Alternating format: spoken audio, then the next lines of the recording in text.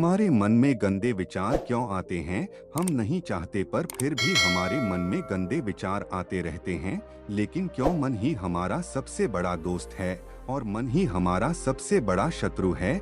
जब हम अपने मन के हिसाब से चलते हैं तो मन हमें भटका देता है, और जब हम मन को संतुलित कर लेते हैं तो हम अपनी जिंदगी में सब कुछ का लेते हैं। हम हमारे मन में आने वाले गंदे विचारों को रोकने की कोशिश करते हैं, पर जितना हम रोकते हैं उतने यह विचार हमारे अंदर प्रवेश करते जाते हैं। आप जिस चीज से जितना दूर भागोगे उतना ही वह चीज आपको अपने पास लेगी, इसीलिए उसे चीज से भागो मत, उसे पर संतुलन कायम करो।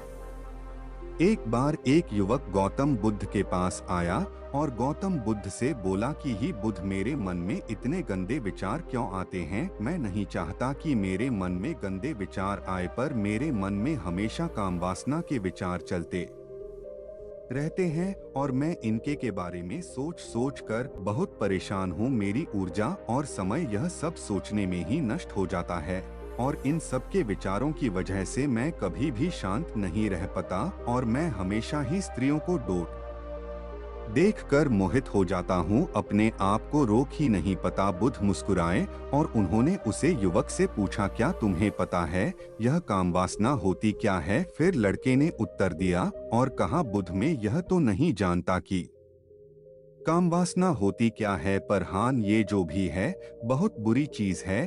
फिर बुद्ध ने उसे युवक से कहा कि सबसे पहले तो तुम यह समझना है कि प्राकृतिक रूप से जो भी चीज हमारे अंदर है वह बुरी नहीं है।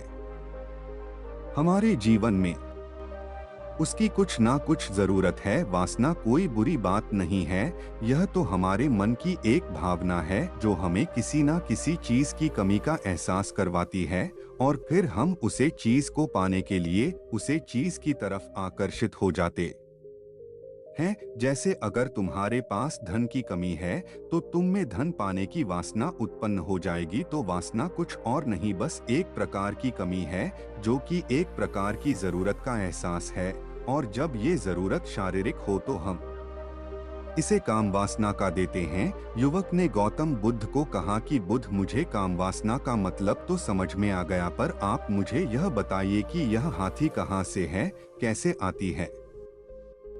यह गौतम बुद्ध ने कहा कि काम वासना कहीं से आती नहीं है, यह तो हमारे अंदर ही होती है, और इसका होना तो जरूरी भी है, तभी तो मानव जाति का विस्तार होगा। युवक ने कहा, जब यह हमारे अंदर ही है और जरूरी भी है तो फिर लोग इसे गलत क्यों बोलते हैं? बुद्ध ने कहा कि यही तो समस्या है, लोगों ने काम वासना को गलत तरीके से सोच लिया है, इसे छिपाने की दबाने की कोशिश करते हैं। काम वासना गलत नहीं है, बल्कि काम वासना का गलत तरीके से प्रयोग करना गलत बात है। लोग जिससे प्रेम करते हैं बस उसी के लिए जीने लग जाते हैं, उसे पाना ही अपना लक्ष्य बना लेते हैं और उसी के बारे में हमेशा सोचते रहते हैं, पर यह सब गलत है। बुद्ध ने योग से कहा, क्या तुम्हें पता है जानवरों में भी कम वासना होती है? युवक ने उत्तर दिया, हाँ बुद्ध, जानवरों में भी काम वासना होती है, क्योंकि जानवर भी तो आखिर अपनी पीढ़ी को आगे बढ़ाएंगे। बुद्ध ने कहा, तो फिर हम जानवरों की काम वासना को गलत क्यों नहीं कहते? युवक ने कहा, मुझे नहीं पता महात्मा, आप ही मुझे बताइए। गौतम बुद्ध ने कहा कि जानवर अपनी काम वासना का प्रयोग आनंद प्राप्ति के लिए नहीं करते, वह तो सिर्फ संतान उत्पन्न करने के लिए काम वासना का उपयोग करते हैं। जानवरों को प्रकृति ने इतनी समझ नहीं दी कि वह काम वासना को अपने सुख का आधार बना सके, जबकि मनुष्य अपनी समझ के बलबूते पर प्रकृति में पाई जाने वाली प्रत्येक वस्तु को अपने सुख के लिए अपने प्रयोग करता है। हम इंसानों ने ही काम वासना को अपने सुख का साधन बना लिया है, जबकि प्रकृति ने तो हमें अपने वंश को आगे बढ़ाने के लिए दिया था, लेकिन इंसानों ने इसे अपने जीवन का परम लक्ष्य बना रखा है, और इस तरह से काम वासना का बेलगाम हो जाना गलत है। युवक ने मुझसे पूछा, महात्मा जी, ये कम वासना हम पर हावी क्यों होती है, क्यों यह बेलगाम हो जाती है?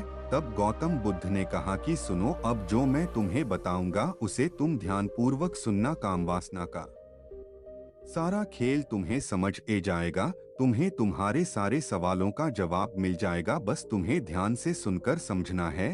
फिर गौतम बुद्ध युवक को बताना शुरू करते हैं। एक बार की बात है, एक आश्रम में गुरु और उनके शिष्य रहा करते द, जिससे रोजाना आश्रम के बाहर स्थित गांव में दीक्षा लेने के लिए जाते द। उसे आश्रम का एक शिष्य जिस गांव में भिक्षा लेने जाता था, उसे रास्ते में एक नदी पद्धति थी जिससे रोज उसी रास्ते से भिक्षा लेने जाता था। एक दिन उससे ने देखा कि एक लड़का पेड़ के पीछे छिपा है।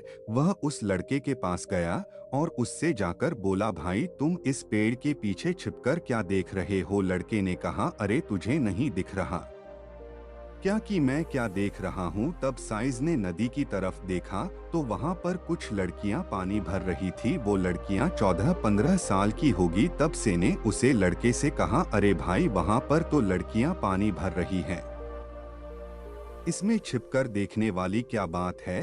तब वो लड़का शीशे की तरफ देखकर उससे कहता है, अरे पागल, तुम्हें दिखाई नहीं दे रहा क्या कि कैसे यह परियां नदी से पानी निकल रही है? जरा उनकी अदाओं को तो देखो, उनके कोमल शरीर को देखो, उनकी पतली कमर मटके को उठाते समय बाल खाती है और उनके बाल उनकी कमर पर कैसे लहरा रहे हैं, मानो सुंदरता बिखरी पड़ी हो। जिससे ने फिर नदी की तरफ से कहा और इस बार वह इससे देखता ही चला गया। अभी तक तो कुछ भी नजर नहीं आ रहा था और वह बिल्कुल निर्भय था, उसे किसी भी बात का कोई डर नहीं था। लेकिन अब वो छिपने लगा और उन लड़कियों को देखने लगा जैसे उसने कोई अपराध कर दिया हो। और जब वो छिपकर उन लड़कियों को देख रहा था, तभी वो अचानक अंदर से कौंप गया और उसने कहा कि ये मैं क्या कर रहा हूँ? मैं जो कर रहा हूँ वो सही नहीं है, मुझे यहाँ से चले जाना चाहिए। और फिर वह जल्दी से वहाँ से चला गया। वो आश्रम पहुँच जाता है। आश्रम जाकर वो अपने कार्यों में लग गया, लेकिन जो अभी वह देखकर आया था वही उसकी आंखों के सामने बार बार आ रहा था। उसके मन में वही दृश्य चल रहा था, उसका मन वही सब कुछ देखने के लिए लड़ाई हो रहा था। उसका किसी भी काम में मन नहीं लग रहा था। सुबह होते ही वह रोज जल्दी ही भिक्षा के लिए आश्रम से निकल जाता और उसे नदी के पास वाले पेड़ के पास जाता, जहाँ पर वह लड़का पहले से मौजूद रहता था। उसके साथ मिलकर लड़कियों को छुप छुप कर देखता था। अब वह इससे रोज ऐसा करने लग गया, यह उसके रोज का काम हो गया। अब उसे शिष्य का मन किसी भी काम में नहीं लगता था। वो हमेशा ही किसी न किसी प्रकार के विचार में उलझा रहता। वो आश्रम के कार्यों को भी ठीक ढंग से नहीं कर पा रहा था, ना वो ठीक से सो पाता था, ना वो ठीक से खाना खा पाता था। उसका मन बेचैन सा रहता था। उसका मन बार बार उन लड़कियों के सौंदर्य को देखने के लिए लालायित हरता था। जब गुरु भिक्षा देते तब भी उसे हिस्से का मन कहीं और विचारों में खोया रहता था। गुरु ने अपने शिष्य की इन हरकतों को बांप लिया था। तब एक दिन गुरु ने शिष्य को अपने पास बुलाया और कहा कि आज से मैं भी तुम्हारे साथ भिक्षा मांगने चलूंगा। तुम और मैं साथ साथ भिक्षा मांगने चलेंगे। तभी सृजन गुरु को माना करते हुए बोला, नहीं गुरुदेव, आप परेशान क्यों हो रहे हो? मैं अकेला ही ठीक से भिक्षा मांग सकता हूँ।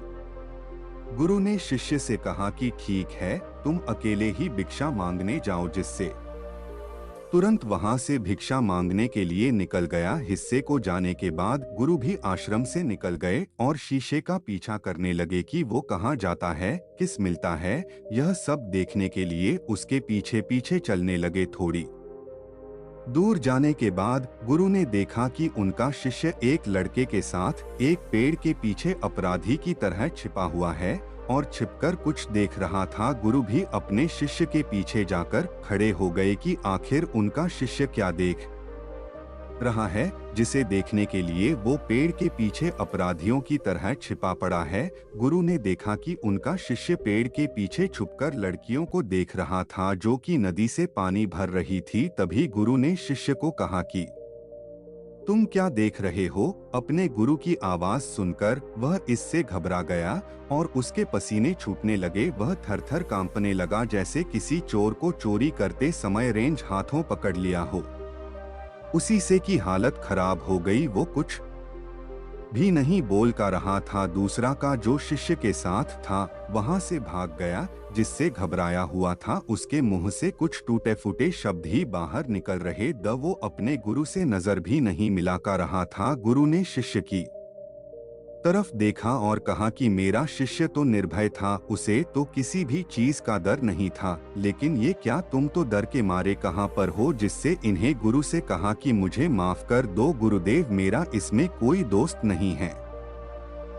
उसे लड़के ने मुझे बहका दिया था, लेकिन आपसे मैं वादा करता हूँ कि आज के बाद मैं ऐसा कभी दोबारा नहीं करूँगा, मुझे माफ कर दो गुरुदेव। गुरु ने शिष्य से कहा कि कोई बात नहीं, पर इस बात का तुम ध्यान रखना कि हम जैसी संगति करते हैं वैसा ही फल हमें प्राप्त होता है। हम जैसी संगति करते हैं उसके विचार हमारे अंदर प्रवेश करते हैं, इसीलिए अच्छी संगति करो जिससे तुम्हारे अंदर अच्छे विचारों का प्रवेश हो। फिर गुरु और शिष्य आश्रम लौट आए और फिर आश्रम के कार्यों पर ध्यान देने लगा। उसने उसे रास्ते को छोड़ दिया और दूसरे रास्ते से जाने लगा। वो अपने काम को ध्यान से करता, लेकिन धीरे धीरे उसके अंदर क्रोध उत्पन्न हो गया और फिर वो दूसरे हसन पर क्रोध करने लगा और बेचैन देने लग गया। अब वो सही समय पर भोजन भी नहीं करता था, वो भोजन भी बहुत कम खाता था। एक रात गुरु शीशे के पास आए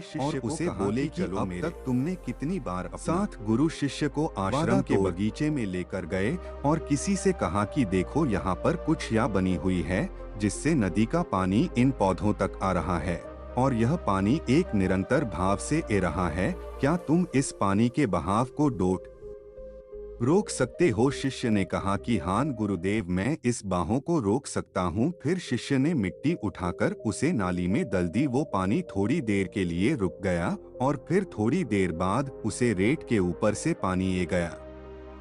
गुरु ने शिष्य से कहा, अरे ये क्या, ये तो पानी रुका ही नहीं। फिर से ने कुछ कंकर पत्थर उठाकर उसे नाली में दल दिए और फिर थोड़ी देर के लिए पानी रुक गया, लेकिन फिर थोड़ी देर बाद ही उन कंकड़ पत्थर के ऊपर से पानी निकल आया। फिर गुरु ने कहा कि इससे यह क्या हुआ, पानी तो फिर से ए गया। तुम तो बोल रहे द कि तुम इसे रोक दोगे, क्या हम किसी कम को रोकना चाहे तो क्या हम उसे रोक नहीं सकते? तब सीसी ने कहा, कोई बात नहीं गुरुदेव, मैं इस पानी को तो आपको रोक के दिखाऊंगा। फिर वह फिर से एक बड़ा सा पत्थर लेकर आया और उसे नाली पर दल दिया और पानी रुक गया। तब गुरु से कहा कि देखा गुरुदेव, मैंने कहा था ना कि पानी को मैं रोक दूंगा, मैंने पानी को रोक दिखाया, आपकी बात मैंने पूरी कर दी। गुरु मुस्कुराए और बोले, अच्छा जरा ध्यान से देखो, पानी रुक गया क्या? वो तो पीछे की नाली तोड़कर बाहर ए गया और अगल-बगल से बह रहा है।